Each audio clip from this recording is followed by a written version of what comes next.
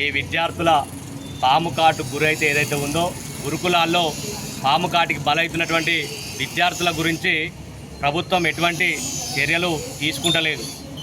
10 సంవత్సరాల కాలంలో కేసీఆర్ గారి నాయకత్వంలో ఆర్ఎస్ ప్రవీణ్ కుమార్ సార్ సారథ్యంలో గురుకులాల్లో చదివినటువంటి విద్యార్థులు ఎవరెస్టు శిఖరాలు ఎక్కినటువంటి ఘనత టీఆర్ఎస్ ప్రభుత్వంలోది. అట్లాగే దొడ్డు బియ్యం పక్కకు పెట్టి, పురుగులన్నం పక్కకు పెట్టి, నీళ్ళచారు పక్కకు పెట్టి పేద విద్యార్థులకు ఈరోజు నేటి బాలలే రేపటి భావి భారత పౌరులు ఒక తరాన్ని దేశానికి అందిస్తే అది దేశం ముందు రాష్ట్రం ఎంతో బాగుపడుతున్న ఒక ముఖ్య ఉద్దేశంతో కేసీఆర్ గారు గురుకుల పాఠశాలపైన ప్రత్యేక చొరవ చూపెట్టి ఈరోజు గురుకుల మంచి సౌకర్యాలు కల్పించి విద్యార్థులు ఉన్నత శిఖరాలను చేరిస్తే ఈరోజు నమ్ముకుంటే నత్తేట్ల ముచ్చినటువంటి కాంగ్రెస్ పార్టీ రేవంత్ సర్కార్ అయితే ఉందో గురుకుల విద్యార్థుల పట్ల అట్లాగే రాష్ట్ర విద్యారంగం సమస్యల పట్ల నిమ్మకు నీరెత్తినటువంటి వ్యవహారాన్ని మనం చూస్తూ ఉన్నాం. మొన్నటికి మొన్న జైత్యాల జిల్లాలో ఒక విద్యార్థి పాము కాటుకు బలై చనిపోవడం జరిగింది. అట్లాగే అది గడిచి సుమారు నెల రోజుల వ్యవధిలోనే మళ్ళా గాలిపల్లి గ్రామంలో గురుకుల పాఠశాలలో మరొక విద్యార్థి మా ముస్తాబాద్ మండలానికి సంబంధించినటువంటి సేవాలాల్ తండాకు సంబంధించినటువంటి మా గిరిజన విద్యార్థి ఈరోజు మళ్ళా పాము కాటుకు గురైతే మన అశ్విని హాస్పిటల్లో చికిత్స తీసుకున్నటువంటి తరుణం.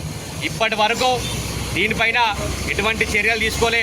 విద్యారంగం విద్యా వ్యవస్థ విద్యార్థుల పట్ల నిమ్మకు నీరెత్తినటువంటి విధానం ఏదైతే ఉందో దాన్ని బీఆర్ఎస్ పార్టీ పక్షాన తీవ్ర స్థాయిలో ఖండిస్తూ ఉన్నాం. ఎక్కడికక్కడనే బీఆర్ఎస్ విద్యార్థి విభాగం కావచ్చు, యువజన విభాగం కావచ్చు, కేటీఆర్ సేన కావచ్చు, ఎక్కడికక్కడ విద్యార్థుల సమస్యల పట్ల ఎప్పటికప్పుడు అలర్ట్ చేస్తూ ఈ యొక్క సమస్యల పట్ల ఎప్పటికప్పుడు స్పందిస్తూ ప్రభుత్వాన్ని నిలదీసే కార్యక్రమాన్ని మేము ముందుకు పోతామని చెప్పేసి కూడా తెలియజేస్తూ ఉన్నాం. దాంతోపాటుగా కాంగ్రెస్ పార్టీ సారథ్యంలో కాంగ్రెస్ ప్రభుత్వంలో ప్రజలకు రక్షణ లేదు, పేదలకు రక్షణ లేదు, విద్యార్థుల రక్షణ లేదనేటువంటి రక్షణ కరువైనటువంటి మాట సుస్పష్టంగా కనిపిస్తూ ఉంది. ప్రభుత్వం ఏర్పడి 11 నెలలైనా కూడా కనీసం ఇప్పటికీ విద్యాశాఖ మంత్రిని ఏర్పాటు చేయకపోవడం విద్యా వ్యవస్థ మీద గౌరవ ముఖ్యమంత్రి గారికి ఎటువంటి చిత్తశుద్ధి ఉందో అనేటువంటి మాట సుస్పష్టంగా కనిపిస్తూ ఉంది.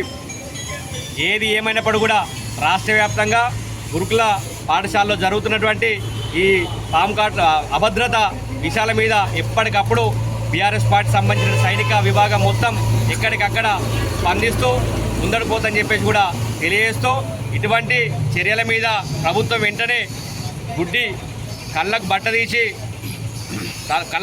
సరి చేసుకోవాల్సిన సందర్భం ఉందని చెప్పేసి కూడా తెలియజేస్తున్నాం.